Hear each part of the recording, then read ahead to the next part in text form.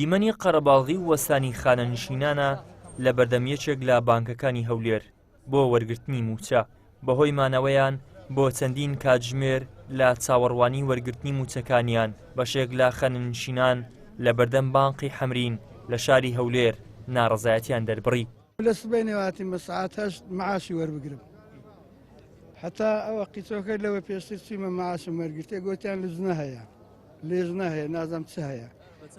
بەچەند کاتژمێر موچەکەت وەرگرت؟ لە پێش لەگە عەفت هاتیمە کاتژمێر عەفت هاتیمە تا ئێستا دەکات چەند دەحیساب کە چەند سەعات دەکات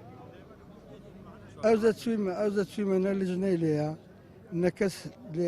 نەک شتێک فەرقی کرد هەوەشی جارانە لێرە پڕیان کردەوە لێرە معاشم وەرگرتێ داواکاریم چێ داواکاریمان لەوەی ڕزگار بین لەوە سای ڕزگار بین نەجاتمان ببیتە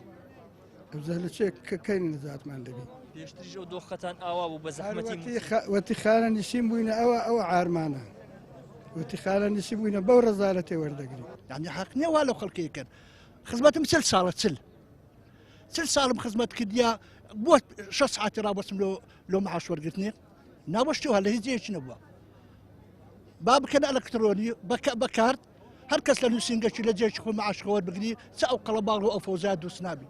بەڵام بەڕاستی ئەوە حاڵ نییە لەو خەڵکی کرد یعنی لۆ ئەکن ئەو خەڵکە بێزار بی ئینتیفازەمان کرد وەم ئەزانە ئەو کوردستانە بەس لۆ من ئازادە بی بەڵام بەداخەوە بەشیمانم لە هەموو شتێک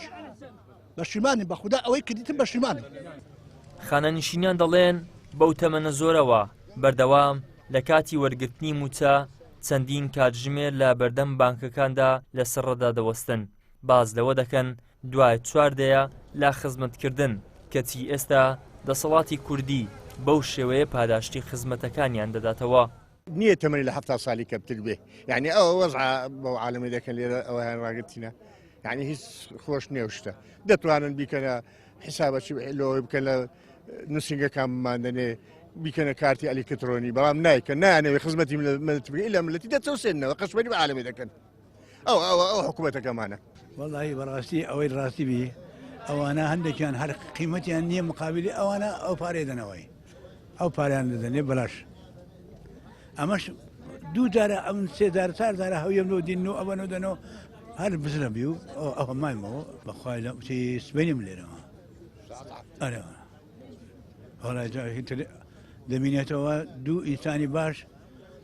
تو ئینسانی دیش باش قارنە یەک بن بە ئاسنێنی لۆ دەکەن و سارەتاو. ناوبەناو لە کاتی وەرگرتنی موچەی خانەنشینی لە بەردەم بانکەکانی هەرێمی کوردستان جەنجاڵیەکی زۆر دروست دەبێت ئەمەش بەهۆی نەبوونی سیستەمێکی گونجاوی دابەشکردنی موچەیە بەتایبەت بۆ خانەنشینان کە تەمەنیان هەڵکشاوە و توانای وەستانی زۆریان نییە لە ساڵی ڕابردووش بەهۆی قەرباڵغی و دروستبوونی پاڵەپەستۆ لە سەڕەی موچەدا لە بەردەم بانکەکان ژمارەیەک خانەنشین گیانیان لەدەستدا. ئیدریس محەممەد کەناڵی ئاسمانی پەیام هەولێر.